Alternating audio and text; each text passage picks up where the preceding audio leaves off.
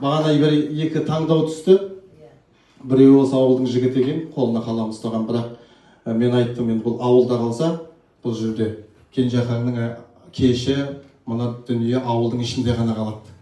Бүгінгі бәйгенің аламан негізі алысқа бару керек. Сол кезде бұл ауылдың да Кенжеқаңның аты да алысқа шабады деп ойлаймын. Дұрыс па?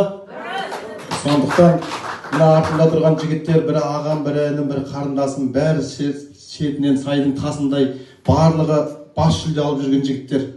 Енді соның арасында кейінгі кезде өлең жазып, бірақ жүлдеге іліге алмай, сонда да қаламын тастамай, негізі 21 ғасырда есі дұрыс адам ақын болмайды. Барлығы мұғалім болып кетеді, бір жерге бұғалтыр болып кетеді, бірақ сол заманда қолынан қалам тастамай жүрген, өлеңге адал болуға тырысып жүрген бір бауырым бар. Ол анау Қызылорданың ана шеті Арал дедіңіздер ғой, мына шеті Жаңақорғаннан келген Ізбасар деген жігітке мен осы бас жүлдені бергім келді.